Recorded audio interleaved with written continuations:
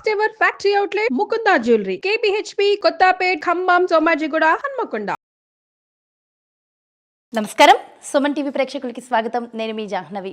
మనతో ఉన్నారు దేవిశ్రీ గురూజీ. ముందుగా ప్రేక్షకులందరికీ కూడా మహాశివరాత్రి పర్వదిన శుభాకాంక్షలు. మరి మహాశివరాత్రి యొక్క విశిష్టత గురించి గురూజీ మాటల్లో అడిగి తెలుసుకుందాం.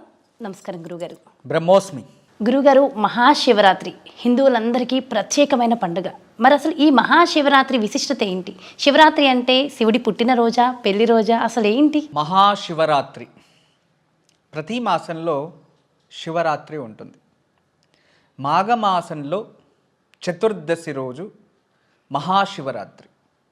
ఇందులో మహా అంటే పెద్దదన, మహా అంటే విశేషమన, మహా అంటే అంతులేనిదన అని ఒక్కొక్కరు ఒక్కొక్క విధానంగా విమర్శన చేస్తూ ఉంటారు. పురాణాల ప్రకారం, వైజ్ఞానిక ప్రకారం అన్ని విధాలుగా మనం ఆలోచించాలి. శివరాత్రి పేరే రాత్రి అనేది ఉంటుంది. మనము అన్ని పర్వదినాలని ఆచరిస్తూ ఉంటాం. ఉగాది ప్రతి ఒక్క పర్వదినంలో కూడా ఉదయాన్నే లేచి స్నానం చేసి ఉదయాన్నే పూజించాలి. రాత్రి జాగరణ ఉండే పర్వదినాలు ఏది లేదు. రాత్రి ఆచరించే ఒక పర్వదినం అంటే ఈ శివరాత్రి మాత్రమే. మహాశివరాత్రి కాలాతీతుడు, కాలనాయకుడు, రాత్రికి అధిపతి, నిశాచరులకి అధిపతి, రాక్షసులకి, దేవతలకి, అంతేకాదు మన ఊరికి దక్షిణానున్న శ్మశానవాసి, 5 దిక్కల అధిపతి సాక్షాత్ పరమేశ్వరుడు. ఈ పరమేశ్వరుడికి జన్మ అనేది శివరాత్రి జన్మించాడు అనేది తప్ప. ఎందుకంటే వాడి సృష్టి అనేది 3 ఒకేసారి ఉంటుంది. తర్వాత ప్రతి సంవత్సరంలో కూడా ప్రతి పురాణంలో మనం తీసుకున్న, ఏ పురాణంలో తీసుకున్నా, భాగవతంలో తీసుకున్న మహావిష్ణువుది దశావతారాలు ఉంటాయి. కానీ శివతత్వానికి వచ్చినప్పుడు శివ అవతారం ఒకటే ఉంటుంది, కానీ మళ్ళీ మళ్ళీ అవతరించడం అనేది ఉండదు. ఆ ఒక మహావిష్ణు తత్వంలో ఒక స్త్రీ గర్భం నుంచి ఎన్నోసార్లు ఎన్నో అవతారాలు ఉద్భవించాయి. కానీ శివుడికి స్త్రీ గర్భం నుంచి ఉద్భవించిన అవతారమే లేదు. ప్రకృతి సృష్టి సాక్షాత్ మహాకాళి ముగ్గురిని మనకి బ్రహ్మాండ పురాణం ప్రకారం బ్రహ్మాండ సృష్టిలో ఈ బ్రహ్మ విష్ణు మహేశ్వరులు ఒకేసారి జన్మిస్తారు. తర్వాత అమ్మవారు త్రినేత్రం వీళ్ళకి అలంకారం అవుతుంది అనేది ఇవన్నీ ఉన్నాయి. అయితే ఈ మహాశివరాత్రి అనేది విశేషంగా పరమేశ్వరుడు ఆలాహలాన్ని స్వీకరించిన రోజు. మరొక జన్మ సముద్ర మథన కాలం. ఇది చాలామంది విమర్శన జరుగుతూ ఉంటుంది. శివపురాణంలో ఒకటి ఉంది, గరుడ పురాణంలో ఒకటి ఉంటుంది, ఈ తర్వాత నారద సంహితలో ఒకటి తెలియచేస్తారు. ఏది అసలు నమ్మాలి అని ఇక్కడ ఎగ్జాక్ట్లీ అందరూ అర్థం చేసుకోవాల్సినది ఏంటంటే, మనకి ఒక్క సంవత్సరం దేవతలకు ఒక్కరోజు ఇది. అప్పుడు ఒక్కరోజు అంటే ఉదయం నుంచి సాయంత్రం మరుసటి రోజు వరకు 24 గంటలు, మనకి 365 రోజులు. ఈ 365 రోజులు మనము ప్రతి మాసానికి ఒకటి అనుభవించేది. దేవతలకి 2 hours 1 అంతే. అప్పుడు అన్నీ జరుగుతాయని నమ్మాలి వాళ్ళు. అలా ఆ ఒక ఆలాహలం అంటే సముద్ర మథన కాలంలో ఆ ఒక ఏదైతే విషము అనేది బయటకు వస్తుందో ఆలాహలం, దాన్ని ఎక్కడ పోయాలో తెలియదు, ఎక్కడ వేయాలో తెలియదు. భూమిపైన పడితే జనాలు, ఋషులు, ఈ సంపద నాశనం అవుతుంది. సముద్రాల్లో చేరితే ఎన్నో జీవరాశులు సజీవంగానే ఇక చనిపోతాయి. అది ఎక్కడ వేయాలో తెలీదు. చాలా అందులో అది తీసుకుంటేనే ఈ అమృతం లభిస్తుంది అన్నప్పుడు దేవాన్ దేవతలంతా ఏం చేయాలో తెలియనప్పుడు అప్పుడు పరమేశ్వరుడు నేనే తీసుకుంటా అని ఆ ఆలాహలాన్ని స్వీకరిస్తారు. ఆ ఆలాహలాన్ని స్వీకరించిన సమయమే ప్రదోషకాలము అంటాం. ప్రతిరోజు ప్రదోషం ఉంటుంది, కానీ మహాప్రదోషకాలం అది త్రయోదశి ఆచరిస్తాం. అయితే ఆ ప్రదోషకాలంలో ప్రజ్ఞాహీనుడు అవుతాడు. ప్రజ్ఞాహీనుడు త్రయోదశి. చతుర్దశి మనకి తిథి ప్రకారం చతుర్దశి వచ్చినప్పుడు ఆ అమ్మవారు తన చేతుల నుండి ఈ ఒక పండేసుకొని అమ్మవారు తన కాళ్ళ పైన పడపెట్టి ఆ చేతిని ఇక్కడ నొక్కేస్తుంది అనమాట, లోపలికి విషం పోకుండా. అప్పుడు శివుడికి ఆ ఒక వజ్రంలాగా విషకంఠుడిగా మారుతాడు, అక్కడే ఉండిపోతుంది అది. తర్వాత దేవాను దేవతలందరూ, ఋషి మహర్షులందరూ కూడా ప్రార్థించిన తర్వాత ఆ ఒక పరమేశ్వరుడు ప్రజ్ఞాహీనంగా ఉంటాడు కదా, ఒక పరమేశ్వరుడికి ఆ సమయంలో ఒక ప్రజ్ఞ అనేది వస్తుంది. అప్పుడు కళ్ళు తీయంగానే దేవతలు అందరూ చూస్తుంటారు. అది చతుర్దశి సాయంత్రం అయి ఉంటుంది. అదే మహాశివరాత్రి. ఆ రోజు శివరాత్రి కళ్ళు తీశాడు కాబట్టి శివుడు పరమేశ్వరుడు, అమృతం వాళ్ళ చేతికి వచ్చింది కాబట్టి దేవతలందరూ ఆచరించే పర్వదినం ఒక మహాశివరాత్రి. అందుకే దానికి మహాశివరాత్రి అని వచ్చింది. శివరాత్రి రోజు జాగరణ ఎందుకు చేయాలి గురువుగారు? అంటే ఇది ఒక విజ్ఞానం. మహాశివరాత్రి అనేది ఒక విజ్ఞానం, ప్రకృతిలో జరిగే మార్పు అన్నమాట ఇది. ఇప్పుడు శిశిర ఋతువు, మనం ఈ శిశిర ఋతువు ఈ శివరాత్రి అయిపోయిన తర్వాత ప్రకృతిలో చాలా చేంజెస్ వస్తుంది. సూర్యుడు కూడా ఉత్తర దిశన ప్రయాణం చేస్తున్నాడు. మాఘ సప్తమి, రథ సప్తమి, ఇక ఇవన్నీ ఇలా చేస్తూ ఉంటే చక్కగా బాగా గమనించాలి మనం. ఇవన్నీ కూడా సైన్సే. ఇవన్నీ అర్థం చేసుకుంటే పూర్వీకులు ఋషి మహర్షులు మనకి సంప్రదాయము అని ఒక పేరు పెట్టించారు. కానీ ఇప్పటి ఒక జనాంగాలు చూస్తే అది టోటల్లీ ఒక విజ్ఞానం, విశిష్ట జ్ఞానాన్ని విజ్ఞానం అంటాం. ఒక విజ్ఞాన రూపంగానే మనం తీసుకుంటున్నాం, అంతే వ్యత్యాసం. అయితే ఈ ప్రకృతిలో జరిగే మార్పు వల్ల మనం జాగరణ ఉంటే ఈ సమయంలో మన శరీరంలో ఉన్న సప్త చక్రాలు కూడా జాగృత వ్యవస్థ వస్తాయి. ఆ జాగృత వ్యవస్థ వచ్చిందంటే మనకి ప్రభావళి అని ఒకటి ఉంటుంది, ఆరా ఎనర్జీ అంటాం. అది వృద్ధి చెంది మనకి అన్ని విధాల ఆరోగ్యం ప్రాప్తిస్తుంది. మనిషికి మానసిక స్థితి అనేది చాలా విశేషం. శుక్లపక్షం కృష్ణపక్షం రెండు ఉంటాయి. అమావాస్య నుంచి పౌర్ణమి, పౌర్ణమి నుంచి అమావాస్య 15 రోజులు. అయితే అమావాస్య నుంచి అమావాస్యకి 30 రోజులు. ఇదిలో మధ్య అంటే చంద్రుడు. ఎప్పుడు కూడా చంద్రుడు ఎప్పుడైతే ఉంటాడో అప్పుడు ప్రకృతిలో చంద్రన అలలు భూమిపైన పడడం వల్ల సముద్రాలలో ఎక్కువ అవుతూ ఉంటాయి, సముద్రం పొంగుతూ ఉంటుంది. ఇది సముద్రం పైన ప్రభావం చూపించినప్పుడు మనిషి పైన ప్రభావం చూపిస్తుంది. అందువల్ల అటువంటి సమయంలో మానసిక స్థితిని, ఏకాగ్రతని పెంచుకోవడానికి ధ్యానము, మెడిటేషన్ ఇలాంటివన్నీ చేస్తారు. ఇదే విధానంగా అమావాస్య దగ్గరికి వస్తేనే చాలామంది వరకు మనం చూస్తుండే దేవాలయాల్లో మా పైన భగవంతుడు వచ్చాడు, దేవుడు వచ్చాడు. కొందరు డిప్రెషన్కి వెళ్తూ ఉంటారు. అమావాస్య దగ్గరికి వస్తేనే చాలా యాక్సిడెంట్స్ జరుగుతూ ఉంటాయి. అమావాస్య 2-3 డేస్ ఉందంటే భూకంపాలు జరుగుతాయి, చాలా భూకంపాలు. అమావాస్య రోజు గ్రహణాలు వస్తూ ఉంటాయి. ఇవన్నీ మనం చూడొచ్చు. బిఫోర్ డే చతుర్దశి. ఈ మాసంలో గురుత్వాకర్షణ శక్తి మరియు ఆ సూర్యుని కిరణాలు రాత్రి పగలు వ్యత్యాసం ఉంటుంది అన్నీ కూడా. ఆ వ్యత్యాసం ఉండడం వల్ల ఈరోజు మనం ఎవరైతే నిద్ర లేకుండా ఆహారాల్ని కొన్ని త్యజించి నిద్ర లేకుండా జాగరణ చేస్తారో, భక్తిపూర్వకంగా ఉంటారో వాళ్ళకి ఆరోగ్యము ప్రాప్తిస్తుంది. మరియు హార్మోనియల్ ప్రాబ్లమ్స్ ఏదైనా ఉంటే అది సాల్వ్ అవుతుంది. ఎప్పుడైతే లివర్రు మరియు హార్మోన్స్ కరెక్ట్గా ఉన్నాయో వాళ్ళకి శరీరంలో ఆమ్లజనకం అనేది ఎక్కువయ్యి అది బ్రెయిన్లో కూడా ఆమ్లజనకం అంటే ఆక్సిజన్ లెవెల్ పెరిగి బ్రెయిన్లో ఆమ్లాలు ఏదైతే మెదడులో ఆమ్లాలు ఉత్పత్తి అవ్వాలో అవి చక్కగా ఉత్పత్తి అయ్యి మనిషికి మానసిక శక్తి, స్థైర్యాన్ని, దృఢత్వాన్ని ఇస్తుంది. అంత గొప్పది. ఉదయాన్నే మనం లేవాలి అంటాం. ఎందుకు అంటే ప్రకృతిలో అన్ని పుష్పాలు అప్పుడు తానే విడుగుతూ ఉంటాయి. ఎందుకు మధ్యాహ్నం ఎందుకు విడగకూడదు?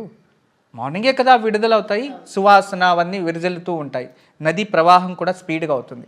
సూర్యుని కిరణాలు వస్తూ ఉంటాయి. అటువంటి సమయంలోనే ఆ పుష్పాలన్నీ విడుగుతూ ఉంటాయి. ఈ టైంలో మనము జాగ్రత్త వ్యవస్థ ఉంటే మన శరీరంలో కూడా హార్మోన్స్ కొన్ని ఆమ్లాలు రిలీజ్ చేస్తూ ఉంటాయి. ఆ టైంలో బాగా నిద్రపోతూ ఉంటే ఆ ఆమ్లాలు రిలీజ్ చేయకుండా అతని శారీరక సమస్యలు రావడం, మరి వేరే ఇంకేదైనా సమస్యలు ఉద్భవించి డిప్రెషన్ పోవడం ఇవన్నీ ఉంటాయి. అంటే పర్టికులర్ ఈ మహాశివరాత్రి రోజు ఆధ్యాత్మికంగా వెళ్తే ఆధ్యాత్మిక శక్తి ప్రాప్తిస్తుంది. శివుని పైన ఏకాగ్రత పెంచుకుంటాం, భక్తి మార్గంలో ప్రవేశం చేయొచ్చు.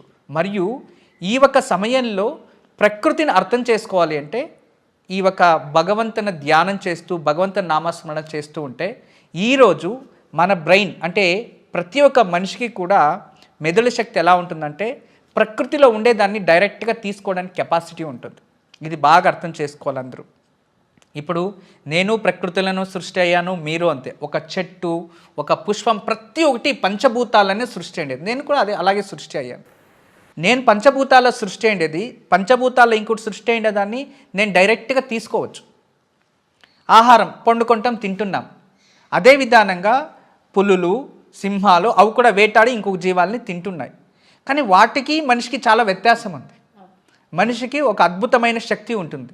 ఆ శక్తి ఏంటంటే ప్రకృతిలో ఏముందో డైరెక్ట్గా అతను తీసుకోవచ్చు. ఇలా తినే అవసరం లేదు. కళ్ళు మూసుకొని కూర్చుంటే కూడా ఆ పంచభూతాలు లోపలికి వెళ్ళి అక్కడే ఆహారం, కావాల్సిన ఆహారం స్వీకరించవచ్చు. అలాంటి దివ్యమైన శక్తి ప్రకృతిలో ఉంటుంది.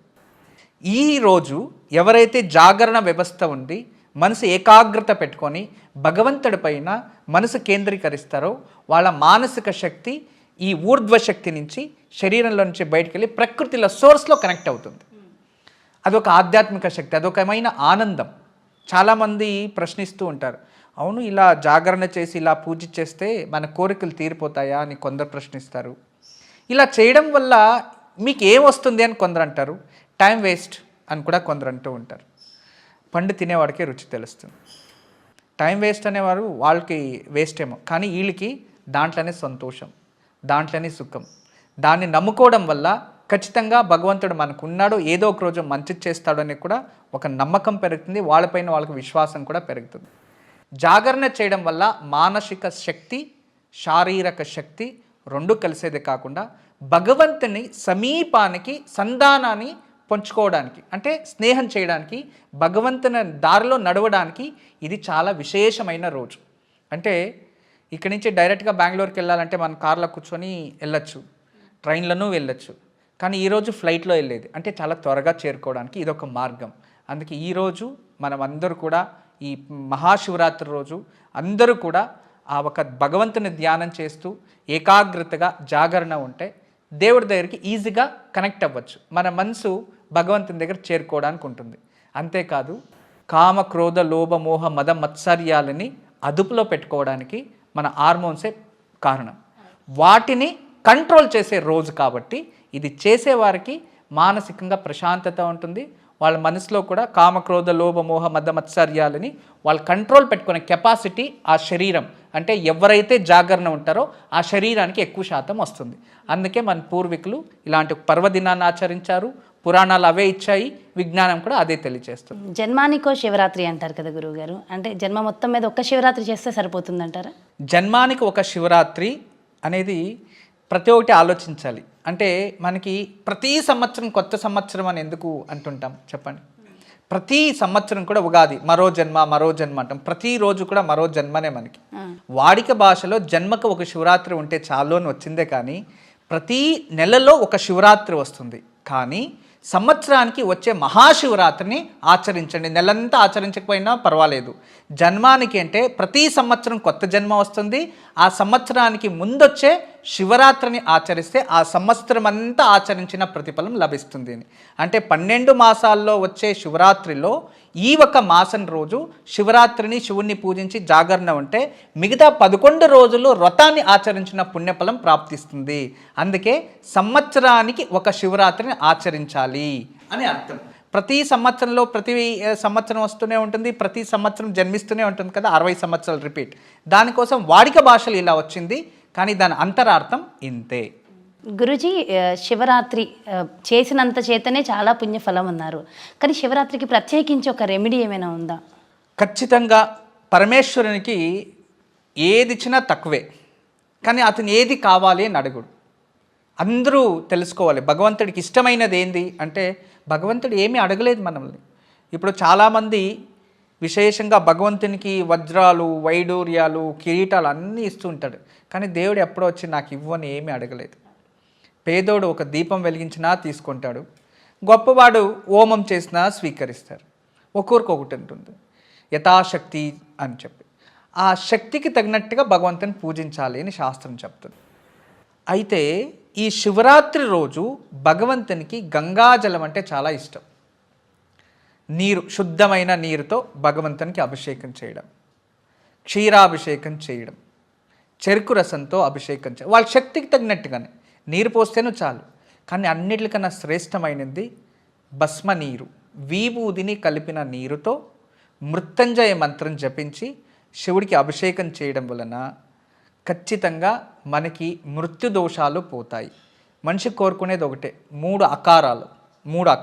ఒకటి అభివృద్ధి, రెండోది ఆయుష్, మూడోది ఆరోగ్యం. ఆరోగ్యము, ఆయుష్, అభివృద్ధి 3 అకారాలు. అకార, ఉకార, మకారం చేరితే ఓంకారం అవుతుంది. ఆ ఓంకారం జపించినా కూడా ఈ 3 లభిస్తాయి. ఈ విధానంగా పూజిస్తే 3 అకారాలు ప్రాప్తిస్తాయి. అంటే 3 అకారాలు, అందుకే త్రిదళం సమర్పిస్తే 3 అకారాలు. అదే విధానంగా భస్మ కలిపిన నీరు అభిషేకం చేసినా కూడా ఆరోగ్యము, ఆయుష్షు మరియు అభివృద్ధి ప్రాప్తిస్తుంది. అందుకే శివుడికి శివరాత్రి రోజు విశేషంగా మనము ఈ ఒక నీరుతో అభిషేకం చేయాలి. మరొకటి, శివుడికి ఇష్టమైనది పుష్పాలు కూడా ఉంటాయి. ఒక సంవత్సరం అంతా మనము ఏ ఒక అర్పించకపోయినా కూడా ఉమ్మెత్త పువ్వు అని ఉంటుంది, అది చాలా విశేషం, అది ఈరోజు సమర్పిస్తూ ఉంటారు. తర్వాత అర్క పుష్పం, జిల్లేడి పుష్పాన్ని శివుడికి ఈరోజు సమర్పిస్తూ ఉంటాడు. త్రిదళం, ఇవి విశేషం. అలా భగవంతుడికి మనం ఇదే కావాలని లేదు, ఏదైనా సమర్పిస్తే తీసుకుంటాడు. కానీ ఏది ఇచ్చినా కూడా భక్తితో ఇవ్వాలి, ఆ భక్తి మాత్రమే మనది. ఎందుకంటే దేవుడు పెట్టిన భిక్ష, ఇల్లు, కారు, భార్య, పిల్లలు అందరూ దేవుడిచ్చినది, డబ్బులు కూడా దేవుడిచ్చినదే అనుకోవాలి. అందరూ జన్మమిచ్చినదే భగవంతుడు కదా. ఆ జన్మతో మనం ఇలా పూజ చేస్తే దేవుడు మన పిలవంగానే రాడు. మనది, మన సొంతంది, మన చేతుల్లో ఉన్నది భక్తి మాత్రమే. ఆ భక్తితో భగవంతునికి ఏమి సమర్పించినా దాన్ని స్వీకరిస్తాడు. అందుకే మనకి ఈరోజు ఒక కథ ఉంటుంది, మీకు అందరికీ తెలుసు, బేడర కన్నప్ప కదా. బేడరు ఆ రాత్రిపూట, శివరాత్రి రాత్రిపూట తెలియకుండానే జాగరణ ఉండి నీరు లింగం పైన పోసి బిల్వదళాల చెట్టు అల్లాడితే బిల్వదళాలు పడితే శివుడు ప్రత్యక్షమవుతాడు, తన కన్నిస్తాడు, నైవేద్యం అక్కడున్న మాంసం పెడతాడు అని భక్తిగా స్వీకరించాడు. అంటే భక్తితో నువ్వు ఏమిచ్చినా తీసుకుంటాడు, అహంకారంతో అహంభావంతో నువ్వేమిచ్చినా భగవంతుడు స్వీకరించడు అనే దానికి ఆ పురాణం నిదర్శనం. మరియు అదే విధానంగా మనము ఆచరించిన వారికి ఖచ్చితంగా ఆ పుణ్యఫలము ఉంటుంది. అయితే ఇన్ని పత్రాలు ఉండగా బిల్వ పత్రమే ఎందుకు శివుడికి సమర్పించాలి స్వామి? బిల్వము త్రిగుణం త్రిగుణాకారం త్రినేచ్చంత త్రియాయుధం త్రిజన్మ పాప సంహారం ఏకబిల్వం శివార్పణం. 3 దళాలున్న బిల్వము. ఆ బిల్వానికి త్రిదళం అంటుంటాం. 3 దళాలున్న బిల్వం. ఆ త్రిదళము అంటే బ్రహ్మ, విష్ణు, మహేశ్వరు. ఒకవైపు బ్రహ్మ, ఒకవైపు విష్ణు, మధ్యలో మహేశ్వరుడు ఉంటాడు. తర్వాత ఆ బిల్వదళానికి పైన అమృతము, వెనుక వైపు యక్షికలు ఉంటారు. ఈ 3 కలిసినది బిల్వదళం. మనకి వేదంలో నేను చదువుకున్న మంత్రంలో బిల్వాన్ని నమో కవచనేచ బిల్వనేచ నమశివాయచ శివసేనాయచ అని చెప్తుంది. అంటే బిల్వదళాలు శివుడికి కవచం, బిల్వదళాలు శివుడికి సైనికులు. ఇప్పుడు మనకి యుద్ధం చేయాలంటే సైనికులు ఎలాగో భగవంతుడికి శక్తి, అది సైన్యము అని బిల్వదళాలను అర్చిస్తున్నాం వేద ప్రకారం. అయితే పురాణాల ప్రకారం చూసేదైతే చాలా శ్రేష్టమైనది మహాలక్ష్మి. తను ఈ ఒక కమల పుష్పాలతో పూజిస్తూ ఉంటే కమల పుష్పాలు సరిపోవు. అటువంటి సమయంలో ఎలా పూజించాలో అర్థం కాకుండా ఏదైనా మాట్లాడితే రుతభంగం అవుతుంది అని తన వక్షస్థలాన్ని తీసి పుష్పంగా మార్చి అందించింది ఆ మహాతల్లి. అందించినప్పుడు ఆ పుష్పపు, ఆ పూ నుంచి వచ్చిందే బిల్వదళం. ఆ బిల్వదళం అంత శ్రేష్టమైనది. అందుకే శివుడికి బిల్వదళంతో మనం ఏమి లేకపోయినా పర్వాలేదు, ఒక బిల్వదళం ఉంచి కాస్త గంగాజలం లేదా ఒక చెంబు నీరు పోస్తే ఓం నమశివాయ లేదా క్లీం నమశివాయ అంటే చాలు, పరమేశ్వరుడు కృపాకటాక్షం మన పైన ఉంటుంది. భగవంతుడికి ప్రియమైనది బిల్వదళం. ఆ బిల్వదళాల్లో అన్ని విధాలుగా మనం చూడొచ్చు. తర్వాత దీన్ని విజ్ఞానంగా చూస్తే బిల్వదళం అందులో 3 గుణాలు ఉంటాయి, వాత, కఫ, పిత్త. ఆరోగ్యానికి కూడా చాలా మంచిది. బిల్వదళాలు నీళ్ళ వేసి 3 అవర్స్ వదిలేసి దాన్ని సేవిస్తూ ఉంటేనే శరీరంలో 420 రోగాలు దూరం అవుతాయి. అది యాంటీవైరల్, యాంటీబ్యాక్టీరియల్, అన్ని విధాలుగా ఫైట్ చేస్తుంది. సంతానము లేని వారికి సంతాన ఉత్పత్తి కణాలు శరీరంలో ఉద్భవిస్తాయి ఆ ఒక బిల్వదళంలో ఆయుర్వేద ప్రకారం. అంటే 3 గుణాలు ఉన్నాయి. ఆయుర్వేదంలో కూడా దివ్య ఔషధము, అన్ని విధాలుగా మనిషికి ఉపయోగం. దాన్ని ముట్టుకోవడం వల్ల మరియు వాటి నుంచి వచ్చే వాసన వల్ల కూడా మనిషికి ఆరోగ్యం ప్రాప్తిస్తుంది. అందుకే బిల్వము స్పర్శతోనే ఎన్నో జన్మాలు పోతాయి. ఇంకోటి ఇంకా పవిత్రం ఏంటంటే బిల్వ వృక్షము ఒక్క ప్రదక్షిణ చేస్తే కాశీని ప్రదక్షిణ చేసినట్టు. అందులో అంటే బిల్వ వృక్షము ఇంటి దగ్గర ఉందంటే మా కాశీనే మన ఇంటి ముందు అని అర్థం. అంత గొప్ప వృక్షం అది. సాక్షాత్ పరమేశ్వరుడు వాసస్థానము నివాసము బిల్వవృక్షము అని పురాణాల ప్రకారం. దాని నుంచి చాలా పవిత్రమైనది, పరమేశ్వరునికి చాలా ఇష్టమైనది బిల్వదళం. బిల్వదళాలని సంకల్పం చేసి సంకల్పపూర్వకంగా శివుడికి బిల్వార్చన చేసి గంగా నీరుతో అభిషేకం చేసి భగవంతుని స్మరించండి, ప్రార్థించండి. ఖచ్చితంగా నమ్మకంతో ప్రార్థిస్తే మీరు అనుకోండి ఖచ్చితంగా జరుగుతుంది. అంత తృప్తి చెందుతాడు పరమేశ్వరుడు బిల్వార్చనతో. గురూజీ, తులసి దళాలు చాలా పవిత్రమైనవి అంటారు కదా, మరి శివుడి పూజకి తులసి దళం పనికిరాదు అంటారు, ఎందుకు? ఎందుకంటే బిల్వదళాలు అనేది సాక్షాత్ పరమేశ్వరుడే. తులసి లక్ష్మీ రూపం.